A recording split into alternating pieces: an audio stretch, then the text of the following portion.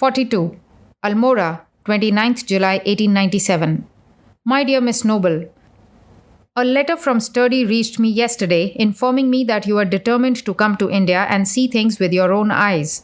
I replied to that yesterday, but what I learned from Miss Muller about your plans makes this further note necessary, and it is better that it should be direct.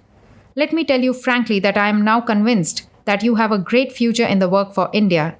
What was wanted was not a man, but a woman, a real lioness, to work for the Indians, women specially. India cannot yet produce great women. She must borrow them from other nations. Your education, sincerity, purity, immense love, determination, and above all, the Celtic blood make you just the woman wanted. Yet the difficulties are many. You cannot form any idea of misery, the superstition, and the slavery that are here. You will be in the midst of a mass of half-naked men and women with quaint ideas of caste and isolation, shunning the white skin through fear or hatred, and hated by them intensely.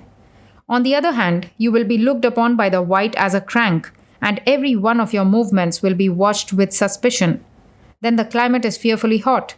Our winter in most places being like your summer, and in the south it is always blazing. Not one European comfort is to be had in places out of the cities. If in spite of all this, you dare venture into the work, you are welcome, 100 times welcome. As for me, I am nobody here as elsewhere, but what little influence I have shall be devoted to your service.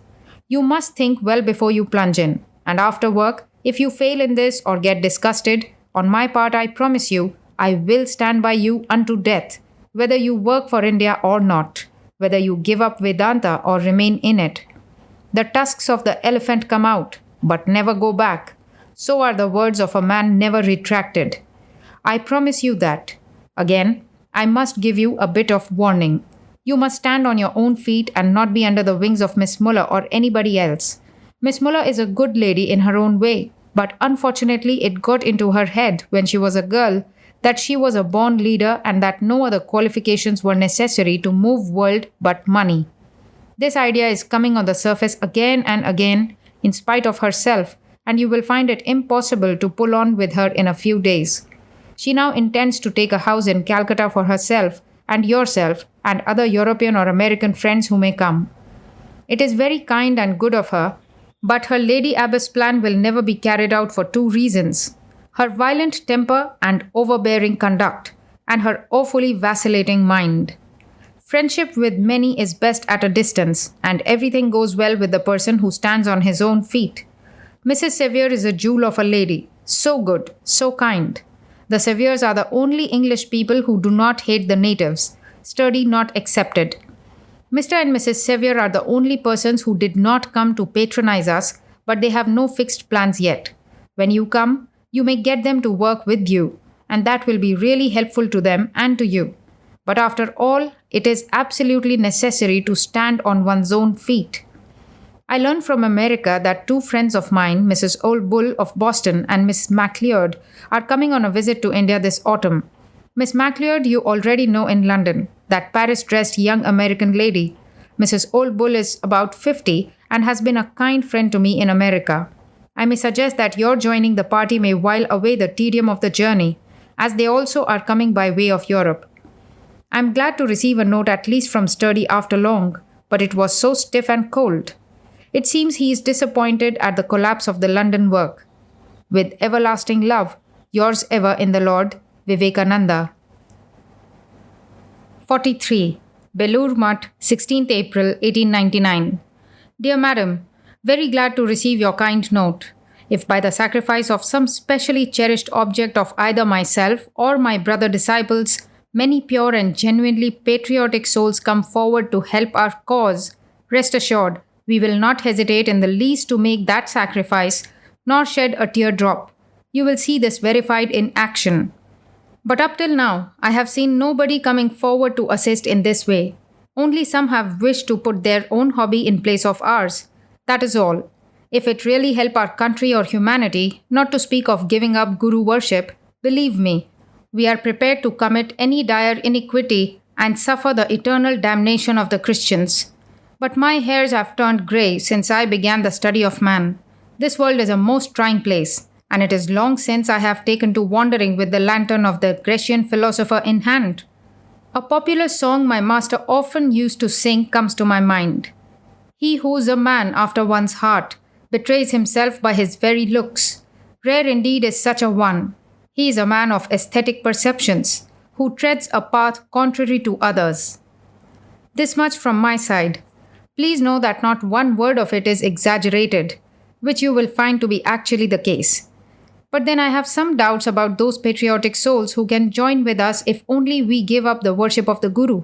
Well, if as they pose, they are indeed panting and struggling so much, almost to the point of dissolution from their body, to serve the country, how can the single accident of Guru worship stop everything? This impetuous river with rolling waves which bade fair to sweep away whole hills and mountains was a bit of Guru worship sufficient to turn it back to the Himalayas. I put it to you, do you think anything great will come of such patriotism or any substantial good proceed from such assistance? It is for you to say. I can make nothing out of it. For a thirsty man to weigh so much the merits of water, or for a man about to die of hunger to cogitate so much and turn up his nose at the food presented.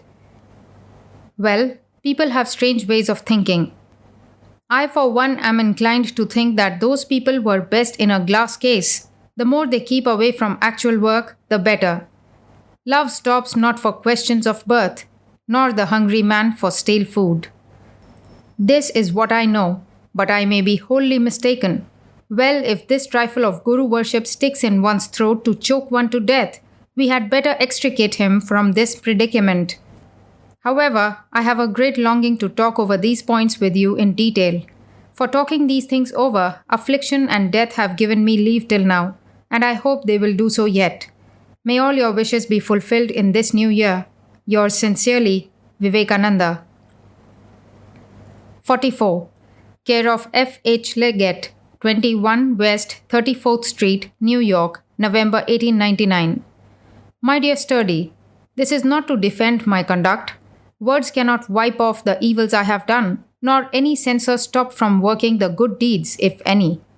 For the last few months, I have been hearing so much of the luxuries I was given to enjoy by the people of the West, luxuries which the hypocrite myself has been enjoying, although preaching renunciation all the while. Luxuries, the enjoyment of which has been the great stumbling block in my way. In England, at least, I nearly hypnotized myself into the belief that there has at least been a little oasis in the dreary desert of my life.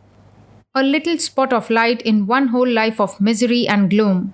One moment of relaxation in a life of hard work and harder curses. Even that oasis, that spot, that moment was only one of sense enjoyment. I was glad.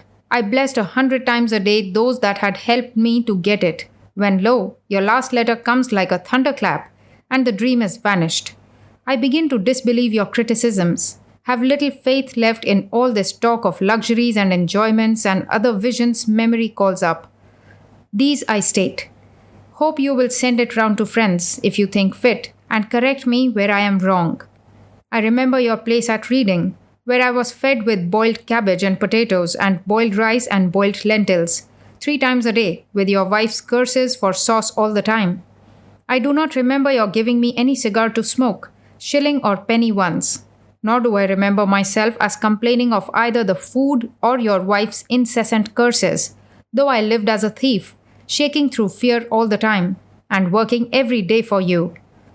The next memory is of the house on St. George's Road, you and Miss Muller at the head.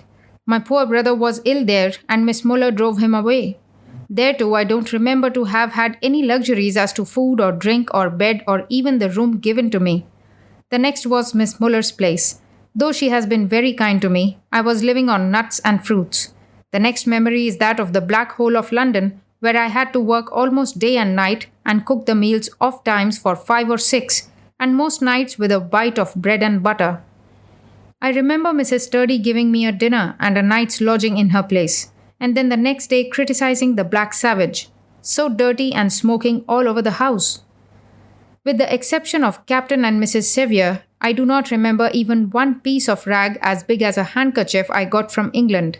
On the other hand, the incessant demand on my body and mind in England is the cause of my breakdown in health.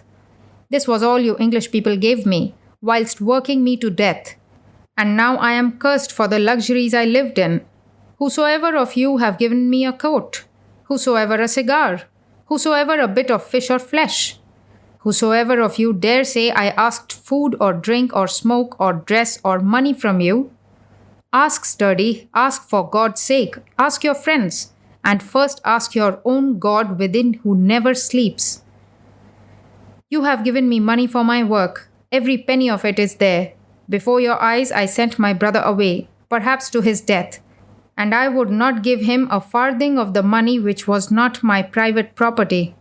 On the other hand, I remember in England Captain and Mrs. Sevier, who have clad me when I was cold, nursed me better than my own mother would have, borne with me in my weakness, my trials, and they have nothing but blessings for me.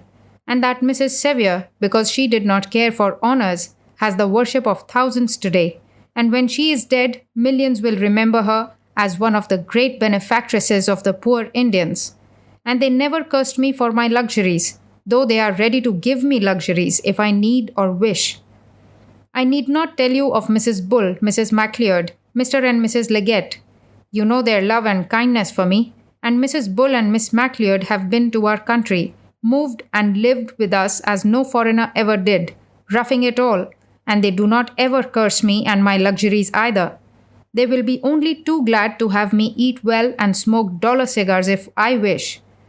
And their Leggetts and Bulls were the people whose bread, whose money bought my smokes and several times paid my rent, whilst I was killing myself for your people, when you were taking my pound of flesh for the dirty hole and starvation and reserving all this accusation of luxury.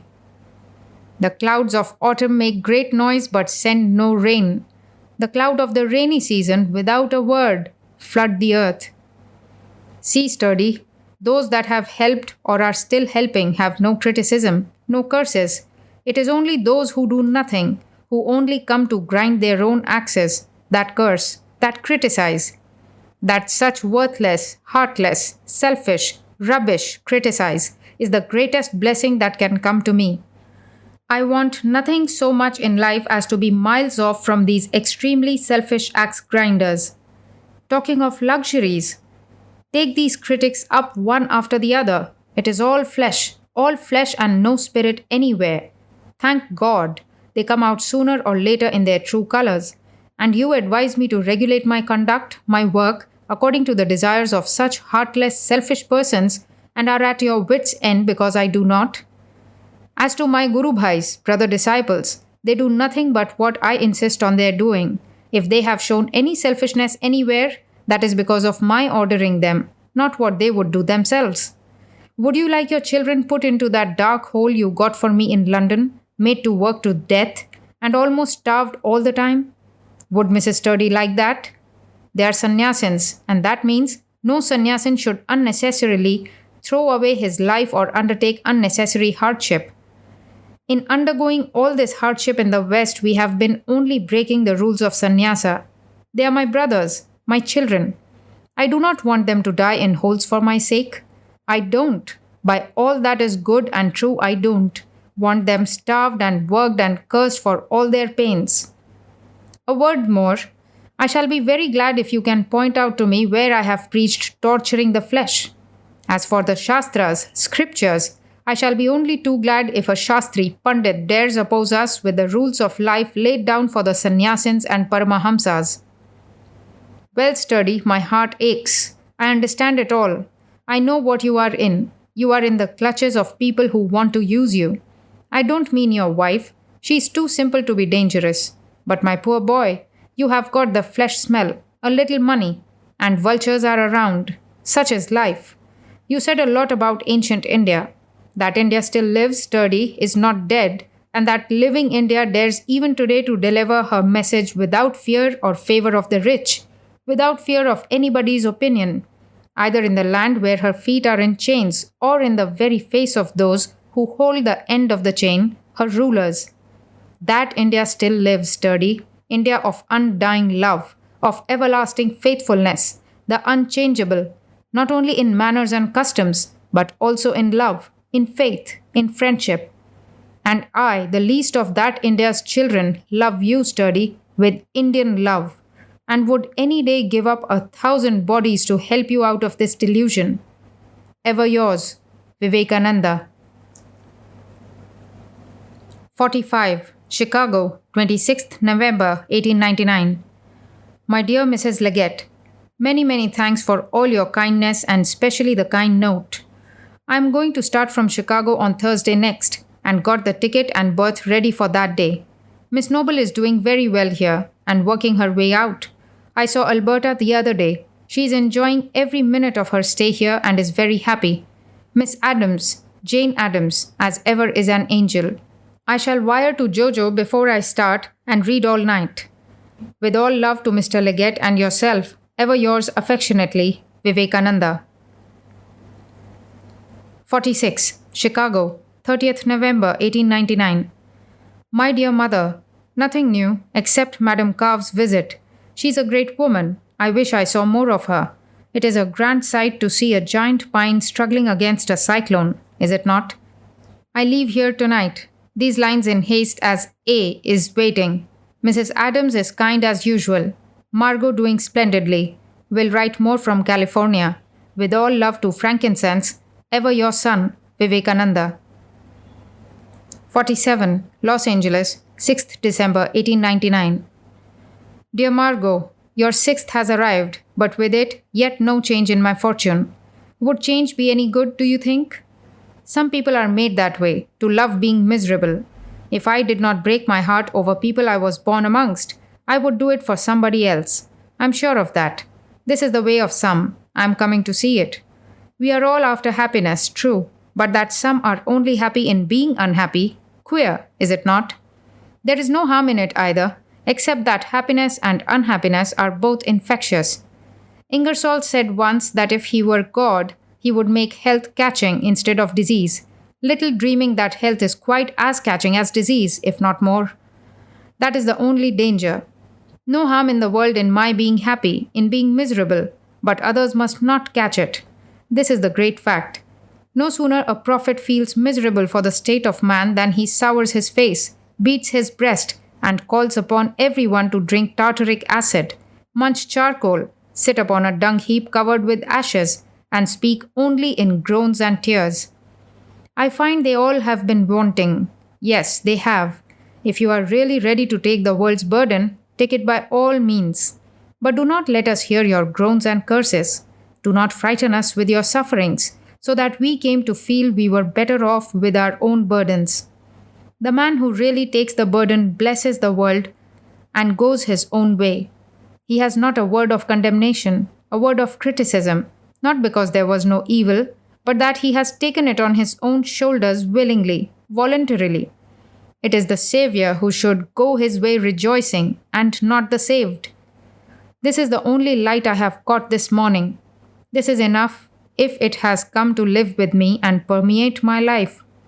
Come ye that are heavy laden, and lay all your burden on me, and then do whatever you like, and be happy and forget that I ever existed.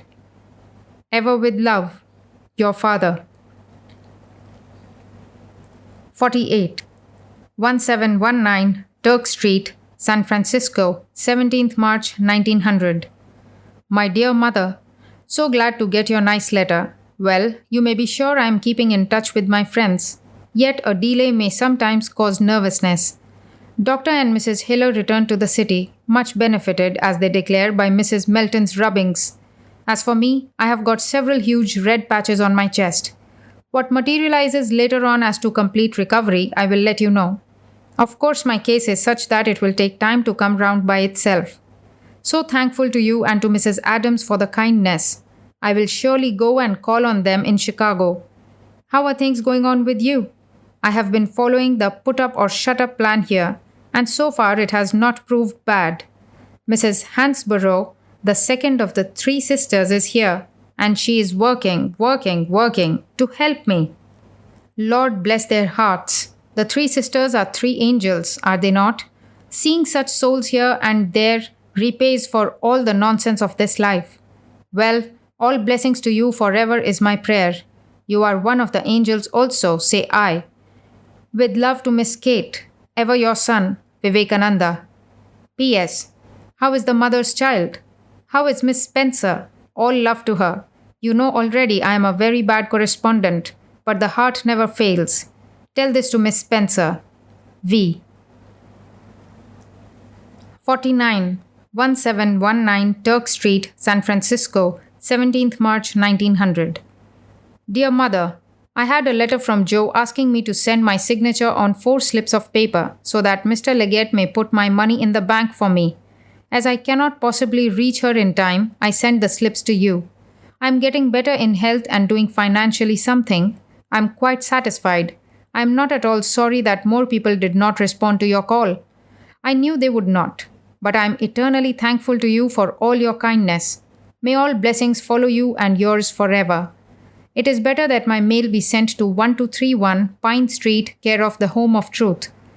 For though I be moving about, that place is a permanent establishment, and the people there are very kind to me. I am so glad to learn that you are very well now.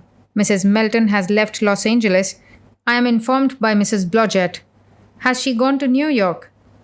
Dr. and Mrs. Hiller came back to San Francisco day before yesterday. They declared themselves very much helped by Mrs. Melton. Mrs. Hiller expects to get completely cured in a short time. I had a number of lectures here already and in Oakland. The Oakland lectures paid well. The first week in San Francisco was not paying. This week is. Hope the next week will pay also. I am so glad to hear the nice arrangement made by Mr. Leggett for the Vedanta Society. He's so good. With all love, yours, Vivekananda. P.S. Do you know anything about Turiyananda? Has he got completely cured? V. 50. 1719 Turk Street, San Francisco, 7th April 1900. Dear Mother, accept my congratulations for the news of the cause of the wound being completely removed. I have no doubt of your being perfectly cured this time. Your very kind note cheered me a good deal. I do not mind at all whether people come round to help me or not. I am becoming calm and less worried. Kindly convey my best love to Mrs. Melton. I am sure to recover in the long run. My health has been improving in the main, though there are occasional relapses. Each relapse becoming less, both in tone and in time. It is just like you to have Turiyananda and Siri treated. The Lord has blessed you for your great heart. May all blessings ever follow you and yours. It is perfectly true that I should go to France and work on French. I hope to reach France in July or earlier. Mother knows. May all good ever follow you, is the constant prayer of your son, Vivekananda. 51. 17th April 1900. My dear Mr. Leggett, herewith I send the executed will to you. It has been executed as desired by her, and of course, as usual, I am requesting you for the trouble of taking charge of it. You and yours have been so uniformly kind to me. But you know, dear friend, it is human nature to ask for more favors, now that they have come, where it gets from. I am only a man, your child. I am so sorry A has made disturbances. He does that now and then, at least used to. I do not venture to meddle, for fear of creating more trouble. You know how to manage him best. By the time you receive this letter, I will be off from San Francisco. Will you kindly send my Indian mail care of Mrs. Hale, 10 Astor Street, Chicago, and to Margot in the same place? Margot writes very thankfully of your gift of $1,000 for her school. May all blessings ever follow you and yours for your uniform kindness to me and mine, is the constant prayer of yours affectionately, Vivekananda. P.S. I am so glad to learn that Mrs. Leggett has already recovered. V. 52. 2nd May 1900. Dear Aunt Roxy, your very, very kind letter came. I am down again with nerves and fever after 6 months of hard work. However, I found out that my kidneys and heart are as good as ever. I am going to take a few days' rest in the country and then start for Chicago. I have just written to Mrs. Millward Adams and also have given an introduction to my daughter, Miss Noble, to go and call upon Mrs. Adams and give her all information she wants about the work. Well, dear good mother, may all blessings attend you and peace. I just want a bit of peace badly. Pray for me. With love to Kate. Ever your son, Vivekananda. P.S. Love to Miss Spencer, the Bassaquisits, Mrs. S., and the other friends. A heap of loving pats on the head to Trix. V. 53. Perhos Guichec, Britannia, 22nd September 1900. To Miss Alberta Sturgis on her 23rd birthday. The mother's heart, the hero's will, the softest flowers, sweetest feel, the charm and force that ever sway, the altar fire's flaming play, the strength that leads in love obeys, far-reaching dreams and patient ways, eternal faith in self, in all, the sight divine in great, in small.